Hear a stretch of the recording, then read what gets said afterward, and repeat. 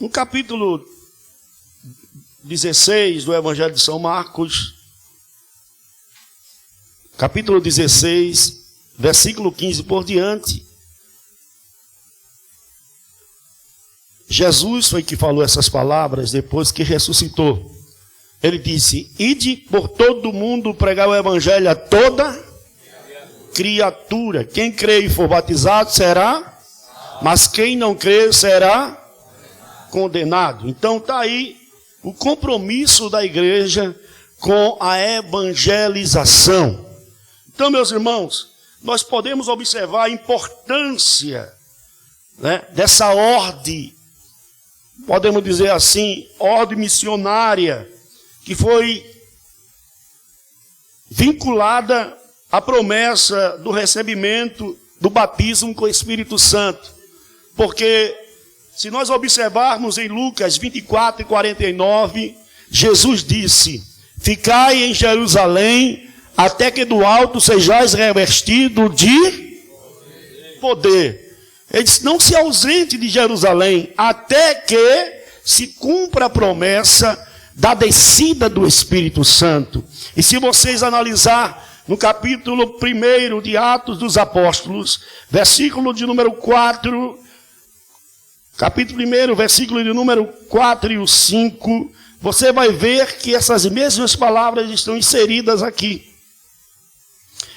E estando com eles, determinou-lhe que não se ausentasse de Jerusalém, mas que esperasse a promessa do Pai, que disse ele: e de mim ouviste, porque na verdade João batizou com água, mas vós sereis batizados com o Espírito Santo, não muito depois destes dias. Veja, então a Bíblia fala que eles deveriam ficar em Jerusalém, ser revestido do poder, para que levasse este ide, que espalhasse o evangelho para todos os lugares. E se nós observarmos, Jesus disse assim, começando por Jerusalém, Samaria, Judeia, e o que mais?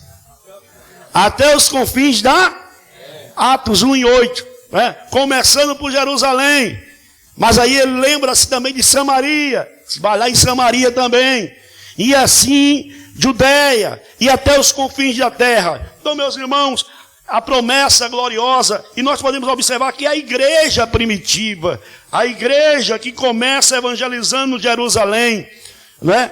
Eles cumpriram este ídolo glorioso do Senhor Jesus. E nós observamos que a ordem que foi dada para eles cumprirem, nós sabemos que essa ordem missionária, para que eles cumprissem, não foi fácil, porque houve uma grande perseguição, mas eles cumpriram o ídolo glorioso do Senhor Jesus. Não foi fácil, porque nós sabemos que a igreja primitiva, ela foi afrontada, ela foi perseguida, muitos dos apóstolos morreram, muitos dos discípulos foram apedrejados, muitos, enfim, foram perseguidos de uma forma muito forte, mas eles levaram a sério o ídolo glorioso do Senhor. E nós observamos que no dia de Pentecoste, diz a palavra de Deus, quando o Espírito Santo desceu, os 120 que foram cheios do Espírito Santo, eles espalharam a palavra de Deus. Aqueles homens eram como brasas, eram como homens, tochas vivas, que onde passavam, eles deixavam marcas do Evangelho, eles deixavam igrejas abertas, eles ganhavam vidas para Jesus, e dessa forma o Evangelho foi se espalhando e chegou até nós. Quem pode dizer amém, amados? Então, eu sempre digo que evangelho só é evangelho se for pregado, porque evangelho é boas novas, são boas notícias. Está aqui a irmã, me esqueci o nome dela, a avó de Williams, né? que a primeira cruzada evangélica, fica de pé, minha irmã, primeira cruzada que se entregou 85 almas, ela aceitou Jesus nessa cruzada e é uma daquelas 85 vidas que aceitaram Jesus. E se você vê a alegria dessa mulher, desde o primeiro dia que ela aceitou Jesus, você olha para ela e vê essa mesma alegria, esse mesmo prazer de estar servindo a Jesus. Então a gente não pode ficar calado, irmão. Pode sentar, querida, obrigado. Nós não podemos ficar calado, não é? Porque a Bíblia diz em Isaías 62:6. Isaías 62:6. Olha o que diz a palavra de Deus. Diz assim: ó Jerusalém, sobre os teus muros pus guardas, que todo dia e toda noite se não calarão. Ó vós que fazeis menção do Senhor, não haja silêncio em vós. É isso que Deus está dizendo para mim e para você. Não haja silêncio em você. Deus já fez tanta coisa. Ele já derramou seu sangue. Ele já entrou na minha vida. Já entrou na tua vida. Não haja silêncio em você. Você tem motivo de falar de Jesus para alguém. Amém, amado? Não haja silêncio. Por isso que a gente não pode, por isso que nós não podemos nos calarmos. Querido, como eu falei, levar o evangelho a sério. Quando nós olhamos para a vida de Pedro, sem medo de errar, eu posso dizer que Pedro levou o evangelho a sério. Ele levou o ide a sério. Porque nós podemos observar no capítulo 5 e versículo 42 do livro de Atos dos Apóstolos. Veja, irmãos, 5 e 42 de Atos dos Apóstolos, o que foi que aconteceu. Este homem que teve o encontro com Cristo, ele levou o evangelho a sério. E todos os dias no templo e nas casas não cessavam de ensinar e de anunciar a Jesus Cristo. Amém? Atos, capítulo 5, versículo 42. Esse era o Pedro que a gente conheceu. O Pedro que depois foi revestido, batizado com o Espírito Santo. Nós observamos que ele, todos os dias, eles anunciavam quem, irmãos? Anunciavam quem, igreja? No templo e nas casas. E não cessavam de ensinar e de anunciar quem, irmão? Pedro, Paulo, João, Maria, Antônio, Cícero, Damião. Não, Jesus Cristo. O tema da mensagem deles era Jesus Cristo salva, Jesus Cristo cura, Jesus Cristo batiza, Jesus Cristo prepara o homem e leva para o céu. Esse é o tema, irmão. Observa que Pedro levou o evangelho a sério, capítulo 4, versículo 4 de Atos dos Apóstolos. Como ele levou o ide a sério? 4:4 diz assim: muitos, porém, dos que ouviram a palavra creram. E chegou o número desses homens de quase 5.000 homens. Eles não paravam de anunciar, irmãos. Eles não paravam de pregar. Da primeira pregação de Pedro, quase 3.000 almas se renderam. Depois quase 5.000. Depois Jerusalém estava cheia da doutrina. Eles se espalharam, foram até Samaria, saíram se espalhando. Esse evangelho chegou em Oricuri. Esse evangelho chegou no Brasil. Esse evangelho chegou na tua vila. Esse evangelho chegou lá no povoado. Chegou lá na tua casa e entrou na tua vida pelo glorioso poder que Deus deu, irmãos. Glória a Deus. É levar a sério esse evangelho. E se nós observarmos, Filipe levou também esse evangelho a sério. Abram a Bíblia em Atos capítulo 8.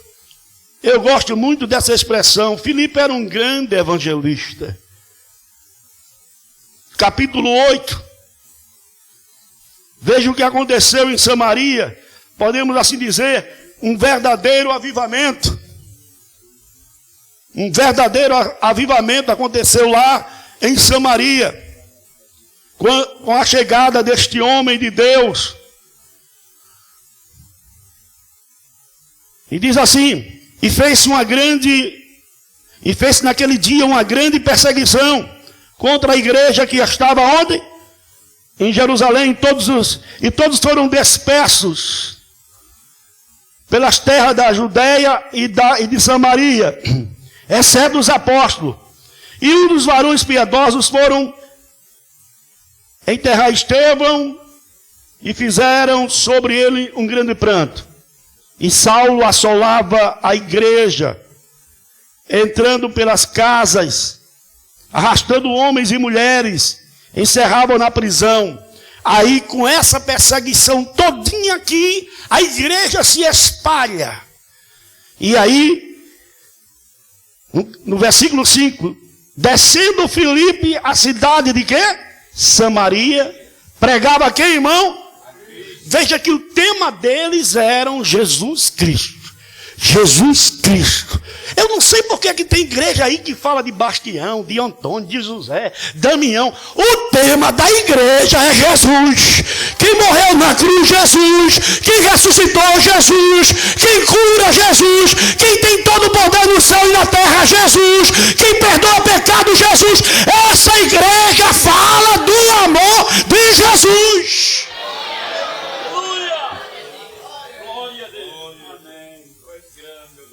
E diz o versículo 6: e as multidões unanimemente prestavam atenção ao que Filipe dizia, porque ouviam e viam os sinais que ele faziam. Versículo número 8: havia grande alegria naquela cidade. Irmão, o texto diz grande, havia grande. Irmão, quer ver a alegria chegar na cidade? Quer ver a alegria chegar numa vila? Quer ver a alegria chegar na tua rua, na tua casa?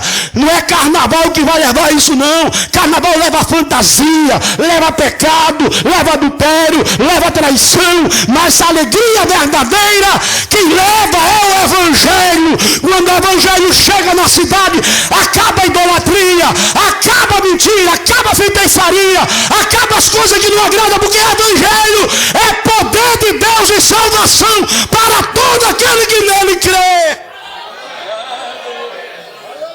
Filipe chega, um homem só, chega em Samaria, e Deus traz uma grande alegria naquela cidade. As pessoas estão depressivas, as pessoas estão vazias, as pessoas estão procurando felicidade aonde não tem felicidade, só no verdadeiro evangelho. Se tu começar a falar de Jesus, teu vizinho não vai querer morrer, teu vizinho não vai ter mais vontade de pecar, porque o evangelho vai trazer a alegria que ele precisa. Havia, e olha, o texto poderia dizer assim: havia alegria naquela cidade, mas não grande alegria.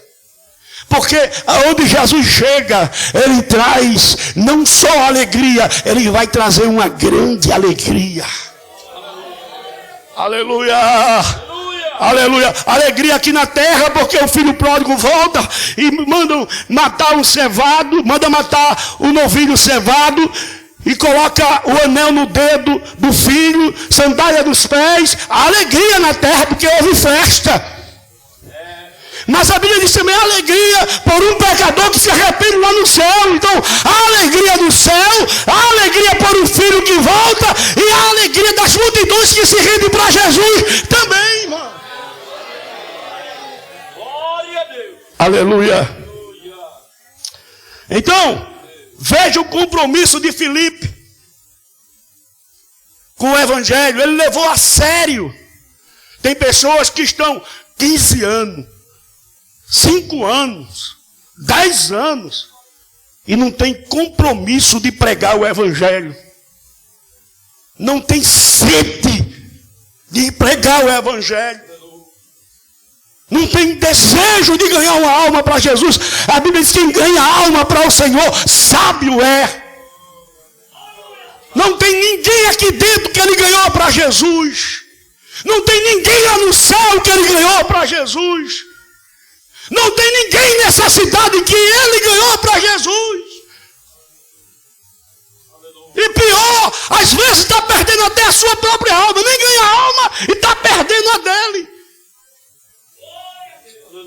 Deus não te chamou para ser um espectador. Deus não te chamou para ficar sentado. Deus te chamou para dar frutos.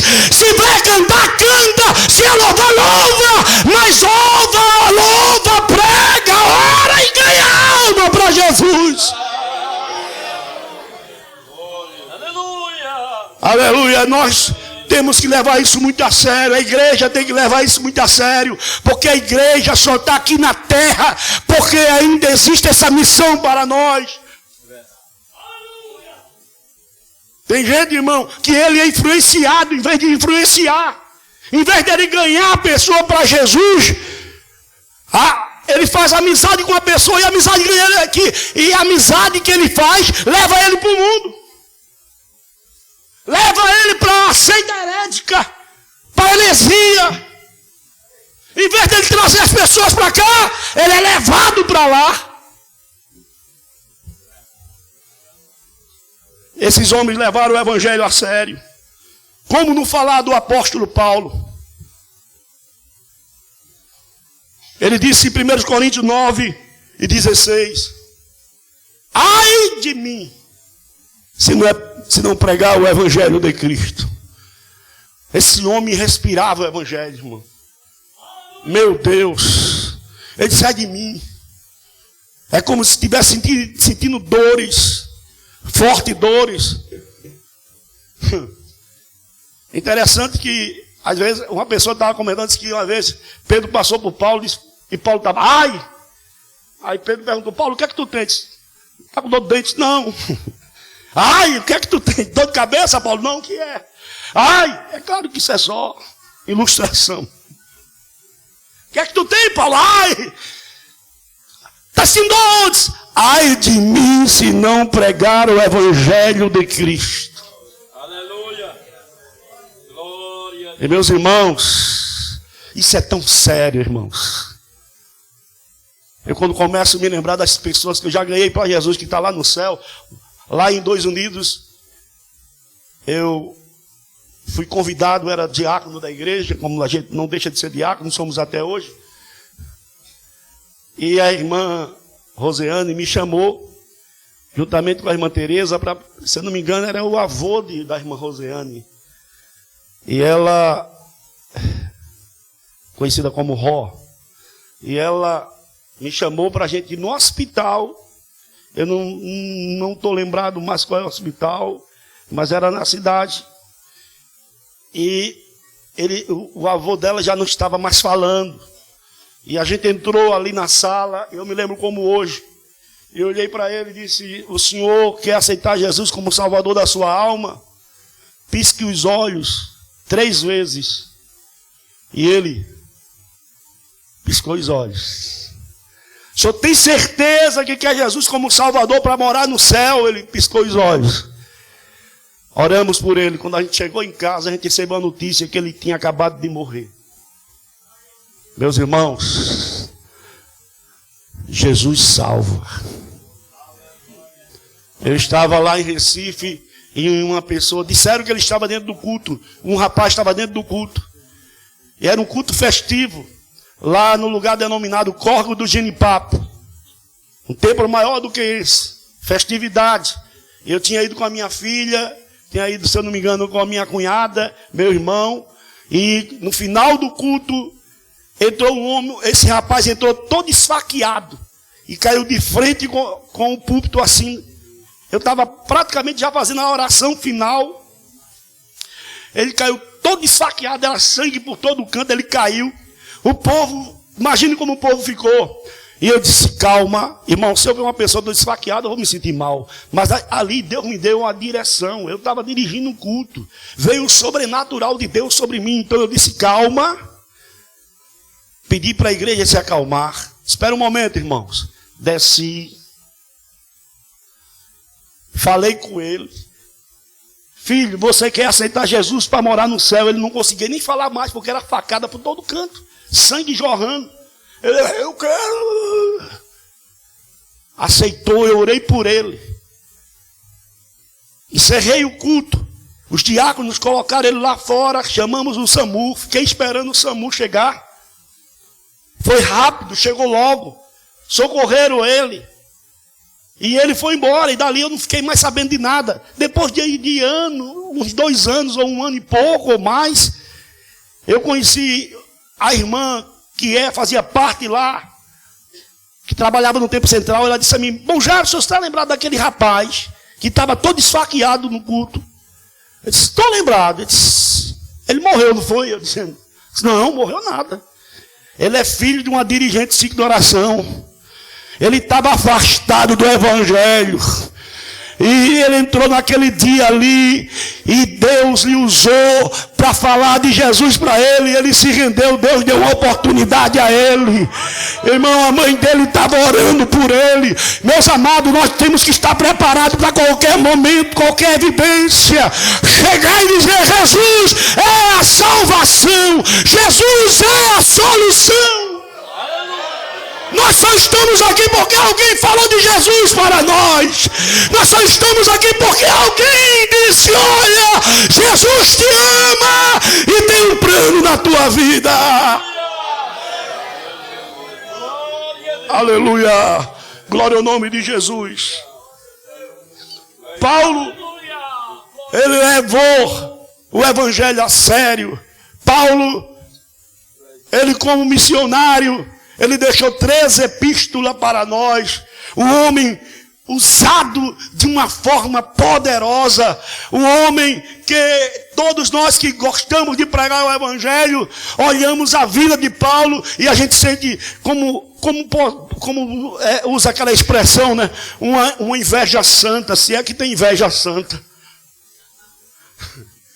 Mas se existir uma inveja santa, eu tenho a maior inveja de Paulo. Homem, meus irmãos,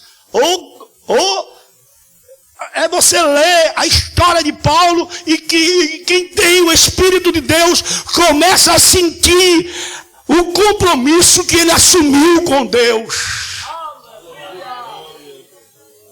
Que cada crente sinta esse compromisso, irmão, com Deus. Nós não estamos aqui, que maravilha, a gente está aqui, paletó bonito, roupa bonita, tudo perfumado, uma maravilha. Esse crente de hoje, olha, irmão, eu não estou criticando. Se você quer cuidar da sua vida, cuide, mas cuide com ordem e decência. Mas hoje se preocupa mais com o corpo. É uma apologia ao corpo. Hoje se preocupa mais com as coisas efêmeras e passageiras. Hoje estamos orando pouco. Hoje estamos jejuando pouco ou quase nada. Hoje estamos evangelizando pouco ou quase nada. Hoje estamos acomodados. É como um leão que está dormindo, que precisa acordar e de longe ouvir o seu rugido. O inimigo está gostando disso. Está dizendo que bom, que ninguém está me incomodando. Lembra quando os apóstolos estavam lá, que chegaram evangelizando, esses homens que perturbaram Jerusalém chegaram até nós. Nós precisamos ouvir isso, alguém dizer assim: olha, estão nos perturbando, estão pregando o evangelho, estão falando de Jesus, estão cantando, estão perturbando a cidade. Deixa quem quiser chamar a gente perturbador, mas que a gente possa pregar o evangelho. Amém, amado? Paulo, ele leva o evangelho a sério. E uma das passagens mais lindas que eu acho sobre Paulo é em Atos 17, 16. Quando Paulo, ele chega no Areópago, lá em Atenas, na cidade de Atenas. E Paulo, usado de uma forma extraordinária. Paulo, ele chega ali em Atenas, e ele vê como a cidade está entregue à idolatria, e ele fica perturbado com isso. Ele fica triste com isso. Irmãos, quando a gente vê o povo cego, o povo sem conhecimento de Deus, a gente tem que sentir essa tristeza, irmão. A gente tem que sentir isso incomodando a gente. O povo que ainda está procurando, um Deus que não anda, um Deus que não fala, um Deus que não vê, um Deus que não escuta.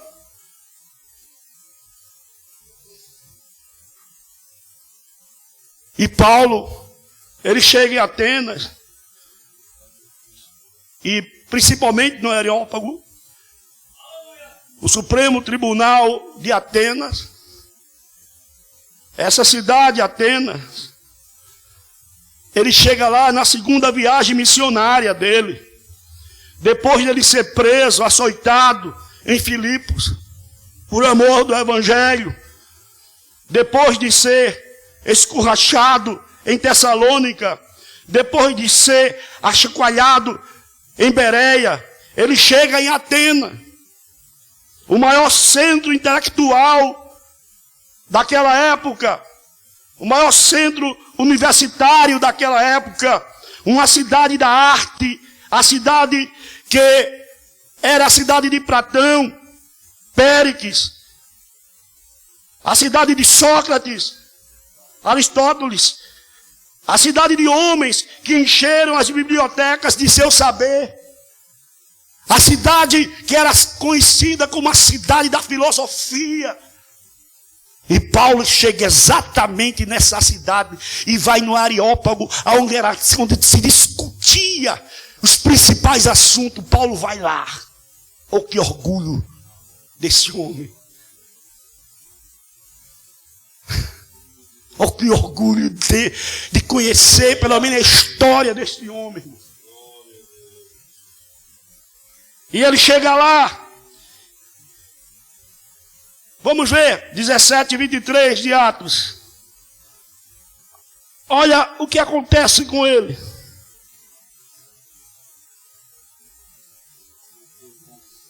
Vamos ler o versículo de número 18. Vamos ler o 16. E quando Paulo os esperava em Atenas, Paulo estava esperando quem? Timóteo. Paulo estava esperando eles chegarem lá, mas Paulo não fica quieto. Paulo, de sorte que ele fica em Atenas, e seu espírito se comovia em si mesmo, vendo a cidade tão entregue à idolatria, de sorte que disputava na sinagoga com os judeus e os religiosos, todos os dias na praça com que se apresentavam. Aí aparece quem? Alguns dos filósofos epicureus, os etíocos,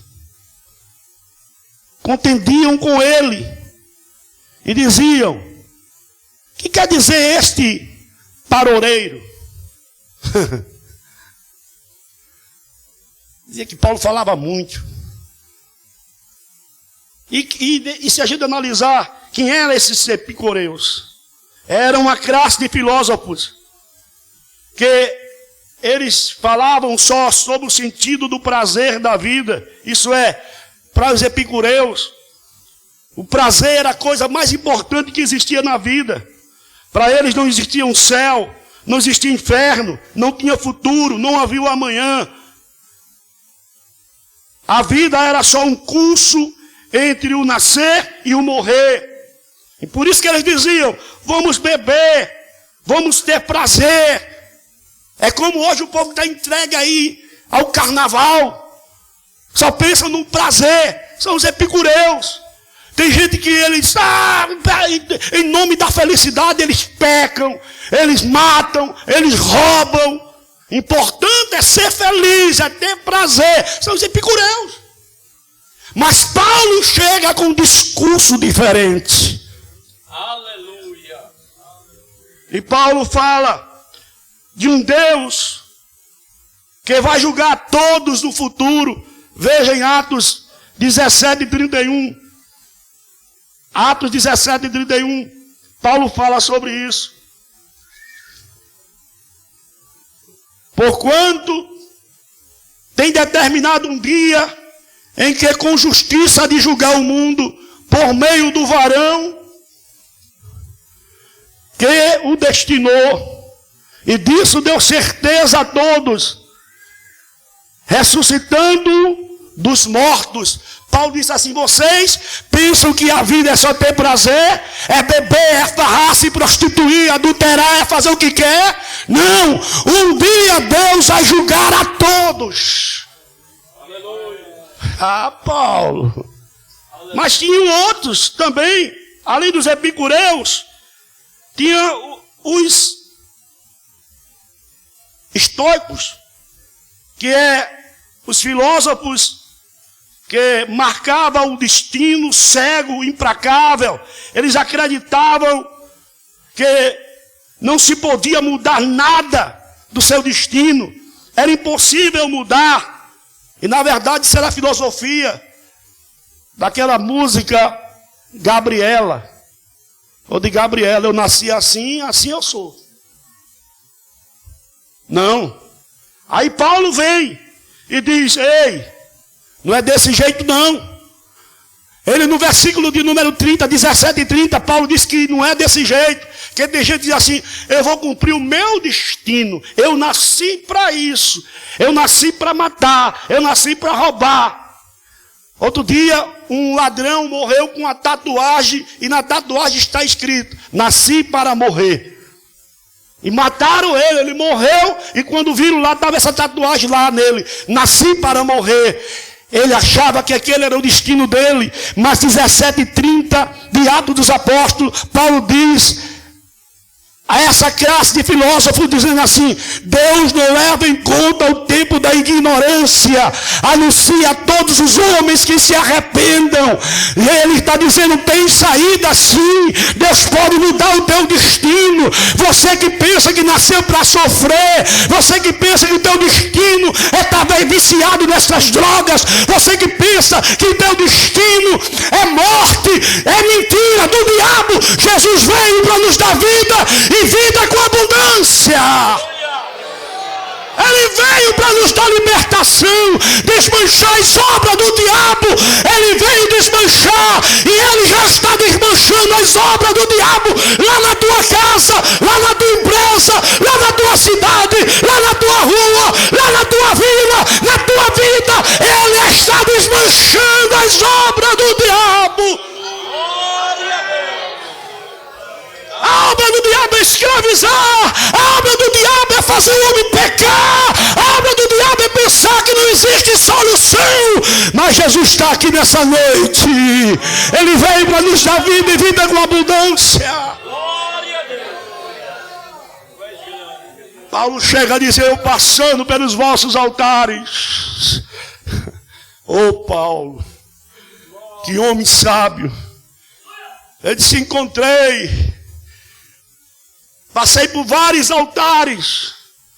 Não achei um altar com o nome o Deus Criador, o Elohim. Eu não achei um altar ao Deus Jeová. Mas achei vários altares. Mas entre eles achei um altar que estava escrito: o altar ao Deus desconhecido. Aí Paulo, pregador é um caso sério. Pregador, ele pega detalhes. Ele pega detalhes. Paulo já segurou aquele detalhe, ó, na hora que viu. Disse: opa, vai ter uma oportunidade que eu vou precisar. Aí quando Paulo está sendo investigado lá no Areópago, os sábios, os filósofos começam a apertar ele: se eu passei pelos vossos altares. E olha, diz que era mais fácil encontrar um Deus em Atenas do que um homem. Tinha mais deuses do que homem. Dizem que tinha mais de 30.000 deuses em Atenas. Mas não adoravam ao Deus verdadeiro. E Paulo disse: é esse Deus. Aí é que chama a atenção. Paulo puxa para si: se é esse Deus, eu queria estar lá. Se tivesse aquela... Antigamente tinha um filme que chamava A Máquina do Tempo, do Túnel do Tempo, que o camarada entrava assim, caía lá na Guerra de Napoleão. Lembra disso? Quem já assistiu esse filme antigo? É antigo, não tinha maldade não. Ele entrava na história. Ele vivia a história ali. Aí ele caía na história, ele participava daquele. Quando ele ia morrendo, aí pum, aí a máquina trazia ele de volta. Você é bom demais. Se tivesse essa máquina do tempo, eu queria cair lá. Eu sei que o negócio ia ser pesado, mas quando o negócio tivesse apertado, essa máquina do tempo, me leva de volta. Eu queria ver Paulo discursando isso aí. Ai, amor, a minha sensação, eu sei lá, eu ia chorar. Eu ia, sei lá, eu ia me alegrar. Eu ia dizer, rapaz, que homem.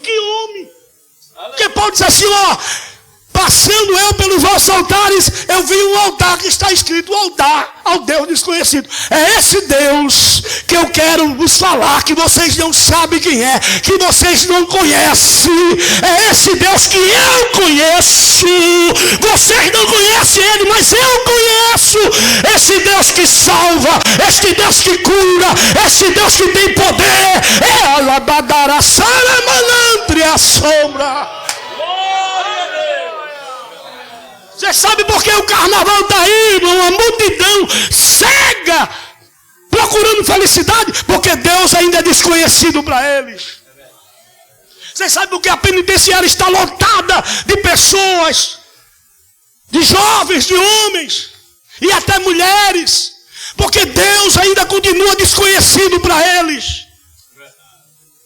Você sabe por que as praças estão lotadas de pessoas se embriagando, se prostituindo, usando drogas? Porque Deus ainda continua desconhecido para eles.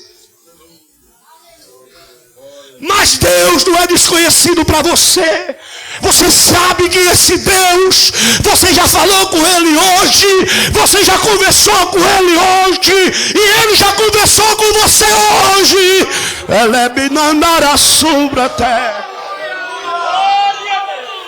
Não dá para ficar calado, porque o diabo vem para matar, roubar e destruir, e nós conhecemos este Deus.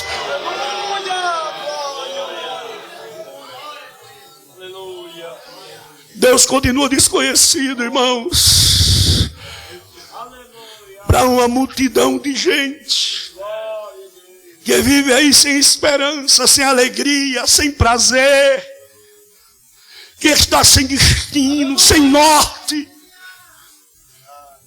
E o que é que você está fazendo para mudar essa história?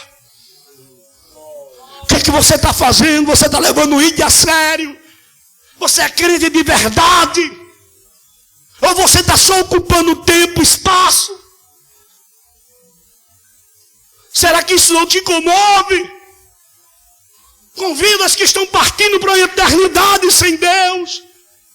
Quanto sangue foi derramado para que eu e você pudéssemos estar aqui nessa noite.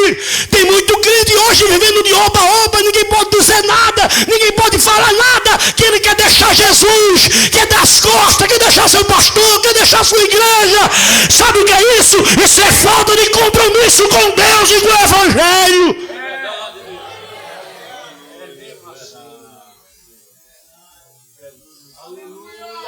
Jesus disse, ide e pregai, ide e pregai, ide e falai do meu amor. Aleluia. Vai. Ele curou um homem e disse assim, vai e conta o que eu fiz por ti. Me parece que foi o gadareno. Ele cura o gadareno, disse, vai lá e vai contar o que eu fiz na tua vida. Conta. Irmãos, conta o que Deus fez na tua vida. Aleluia. Conta o que Jesus fez no teu viver. Quem era você? Mas esse evangelho tem poder de transformar o homem em uma nova criatura. Evangelho é boas novas, evangelismo é o ato de levar o evangelho, evangelização são as formas de nós levarmos o evangelho. Meus irmãos, nós não estamos evangelizando muitas vezes de forma nenhuma, mas precisamos evangelizar, ou então estamos evangelizando muito pouco. Temos que usar mais rádio, temos que usar todos os meios que Deus nos conceder para alcançar. Paulo diz assim, me fiz de tolo para ganhar o tolo, me fiz de sábio para ganhar o sábio. Eu não vou parar, ai de mim, se não pregar o evangelho. Aleluia. Sai daqui hoje dizendo, eu preciso ganhar vidas para Jesus. Eu preciso ganhar vida para o reino de Deus. Não tem significado da igreja estar aqui na terra se não for para ganhar vidas para Jesus. Porque para louvar, nós louvamos lá no céu. Para adorar, nós adoramos lá no céu. Imagine a adoração aqui é coisa gostosa. O louvor aqui é gostoso. Imagine lá no céu, vendo Jesus, vendo Ele como Ele é. Agora, por que é que nós estamos aqui na terra ainda? Ele disse: eu quero que vocês ganhem, pregue esse evangelho, ganhem vidas, sejam pescadores de homens, sejam ganhadores de almas para o reino. Igreja não é clube social. Igreja não é juntamento de pessoas. Igreja é um organismo vivo em que Jesus é a cabeça e Ele manda no corpo de história fazer a obra enquanto é tempo.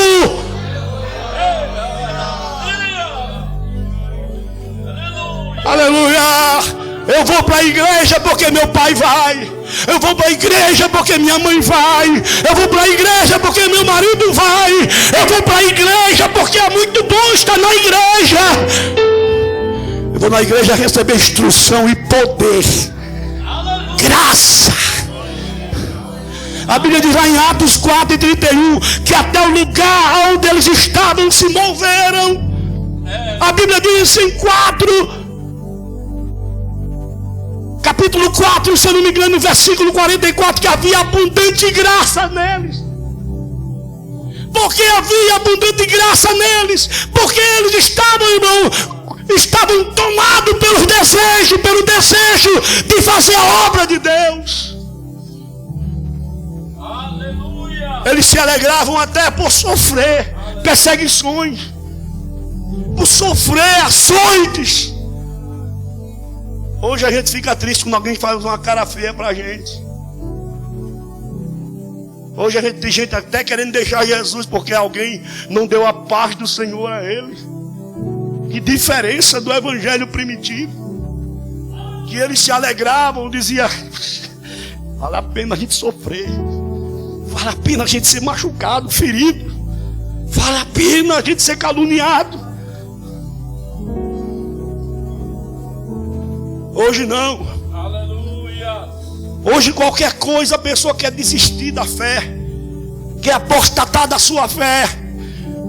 Leva a sério o evangelho de Cristo. Leva a sério o ide glorioso do Senhor. Lembra o que Deus fez na tua... Tem gente que está aqui nessa noite e que está me ouvindo e que está me vendo, que ele vai saber que não era nem para ele estar existindo mais. Deus ossos era para existir mais, mas por misericórdia Deus alcançou o Espírito Santo que convence o homem do pecado, da justiça e do juízo. Foi lá, convenceu ele de que vá lá, faça a sua decisão ao lado de Cristo.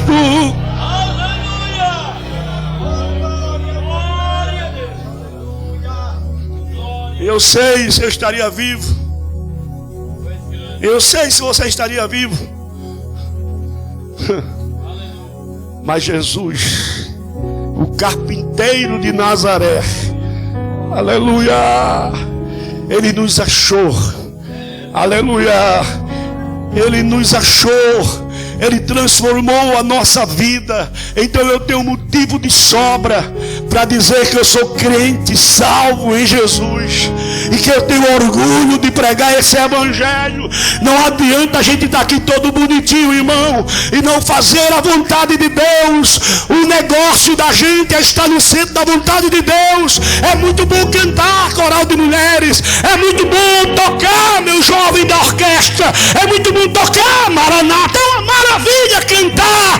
Mas você já viu almas chorando na sua frente, dizendo obrigado, obrigado, obrigado pela sua vida.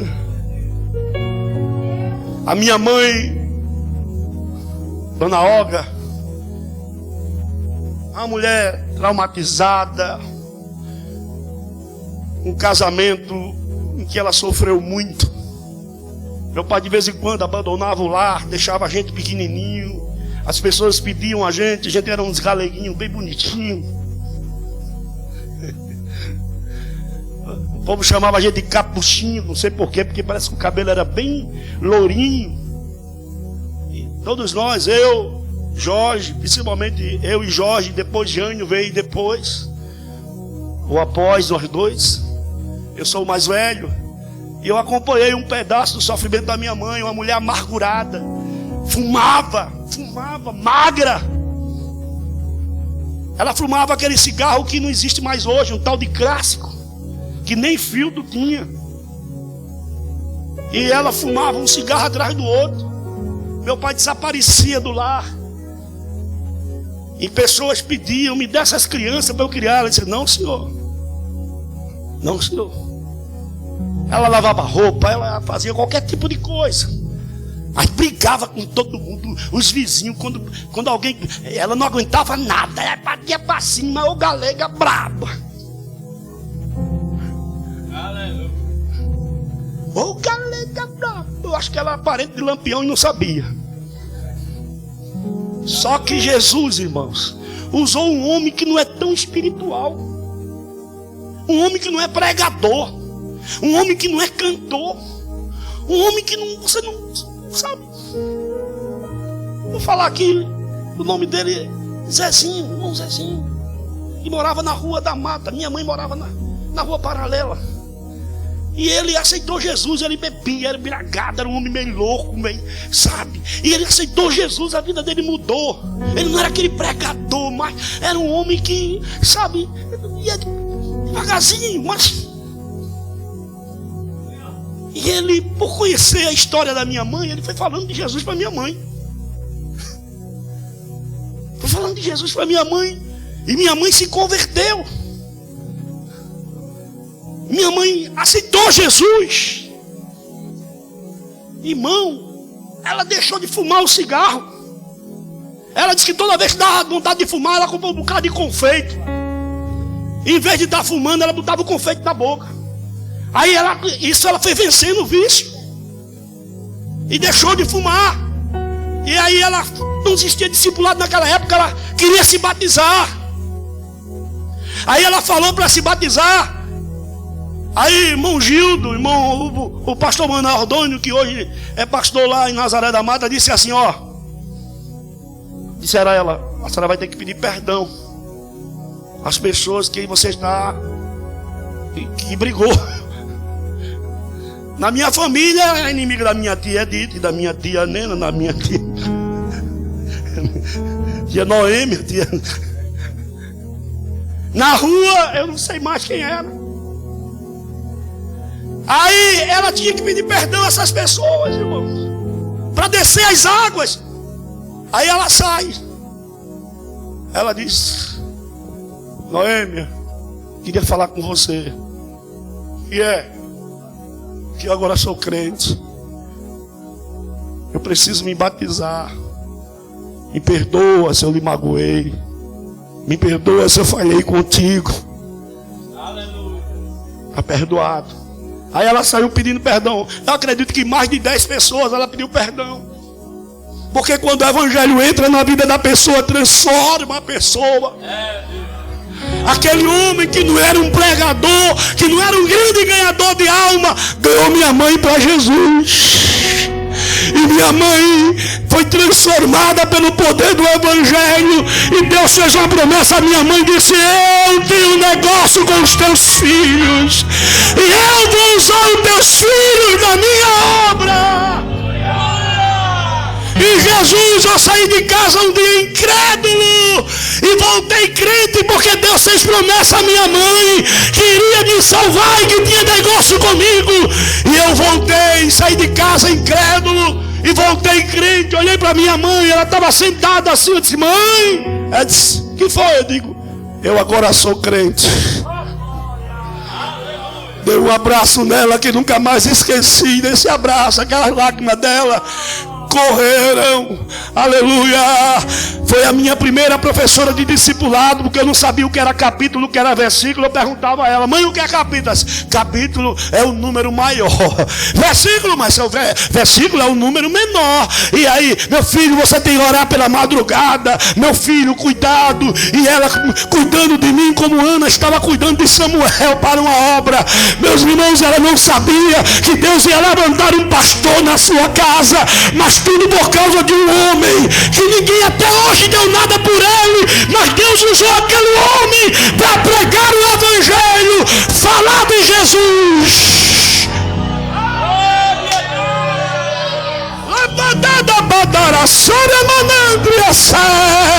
Bendito pregador do evangelho, bendito ganhador de almas.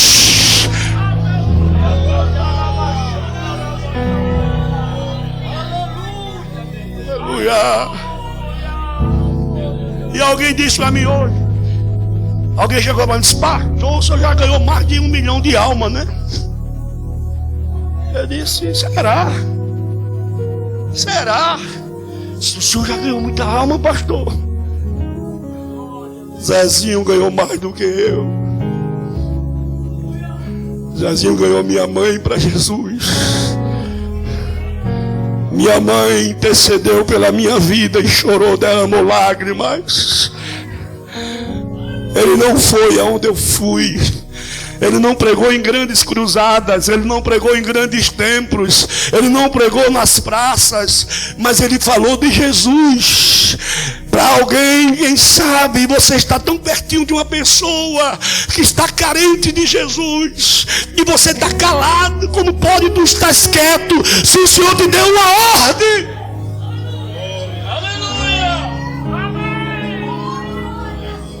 Para que Deus te dá conhecimento? Para que Deus te dá sabedoria? Para que Deus investiu na tua vida? Para que Deus investiu tanto? Porque o Espírito Santo investiu tanto em você para estar parado, para estar quieto.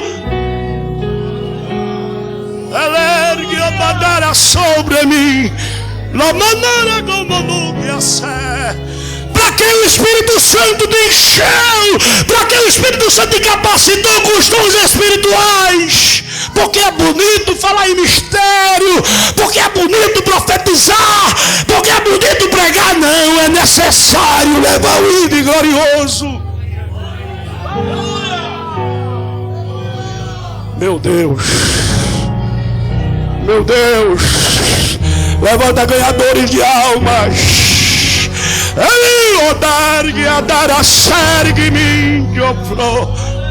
Levanta ganhadores de almas dentro dos lares, nas vilas. Aquela mulher, quando a mulher do poço de Samaria, do poço de Jacó, digo, quando Jesus fala com ela,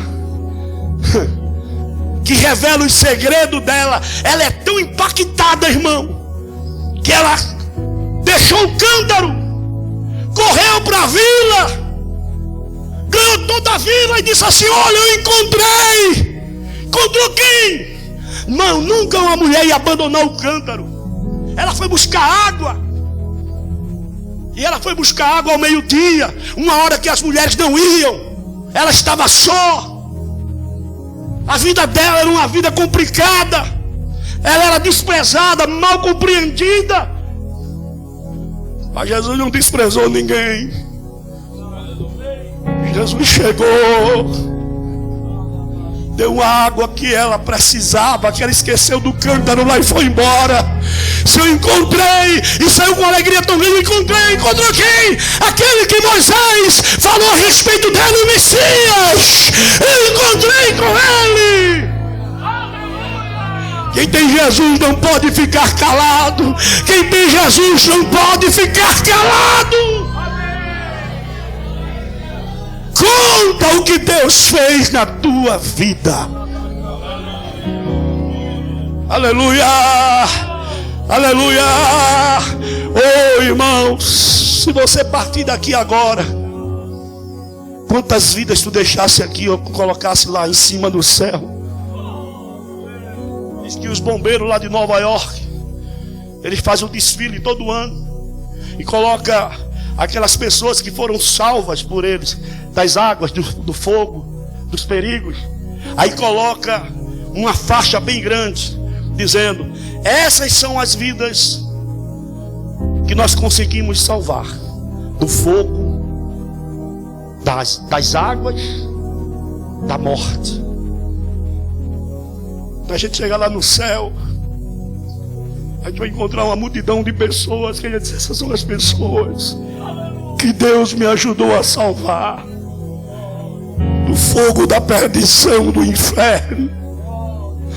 Eu não sei quantas vão estar lá, 10, 20, 30, centenas, mas a gente quer estar lá. Nós queremos chegar lá, dizer: olha, Satanás, tu perdeste essas vidas. Nós saqueamos o inferno e povoamos o céu. O diabo tem tanta raiva de ganhadores de almas, que ele sabe que o ganhador de almas, ele motivado, ele alegre, ele vai orar mais, ele vai pregar mais, ele vai ter mais ousadia, ele vai ter mais. Então o diabo começa a tentar atrapalhar a vida daqueles que gostam de ganhar alma. Mas não adianta, a tua chamada é de Deus, o teu mistério é de Deus. O que Deus tem foi Deus que fala.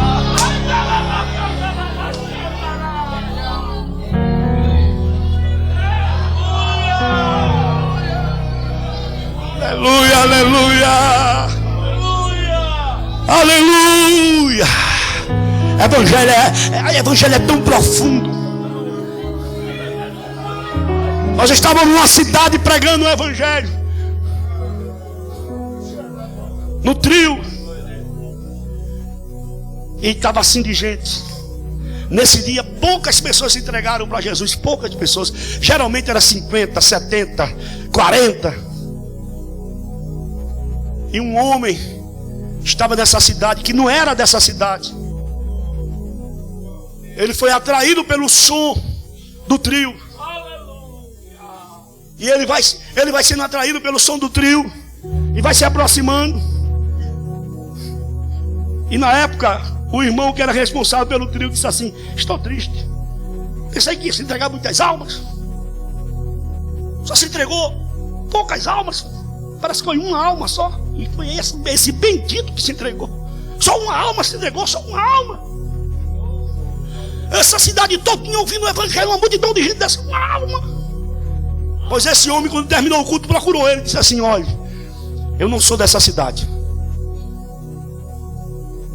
Eu fui contratado, eu sou pistoleiro profissional. Eu vim para essa cidade para matar, tirar a vida de uma pessoa. Eu já recebi a metade do dinheiro, e a outra metade eu ia receber depois que terminasse, que concluísse. Mas eu estava ouvindo de longe o som, os louvores, a palavra. Eu fui sendo atraído. Eu quero dizer que eu vou devolver o dinheiro. Jesus me encontrou. Essa vida que eu estava levando não é uma vida certa. O evangelho me encontrou. Eu quero Jesus. Irmãos, quem sabe o homem que ia morrer até hoje não sabe o benefício do evangelho pela vida dele. Quem sabe ele tem raiva até de crente. Mas esse homem foi alcançado por Jesus e se arrependeu. O poder do evangelho é glorioso. Lança teu pão sobre as águas, depois de muitos dias tu o acharás. Como é que você diz que ama sua amiga, seu amigo, e está vendo que ele está indo para o inferno, e você não se mexe, não faz nada para mudar a história dele? Sua família está perdida e você não move uma palha para que eles se arrependam. Ide pregai o meu evangelho. Ide pregai o evangelho a toda criatura. Pregue a palavra. Pregue a palavra. Fala de Jesus. Aleluia! O mundo está precisando de Jesus. Deus ainda é desconhecido para aqueles que estão lá procurando o carnaval, o galo da madrugada. Aqui não, nós não andamos atrás de galo. Nós temos o leão da tribo de Judá, que batiza, que cura, que salva, que transforma. E de pregai o evangelho a toda criatura.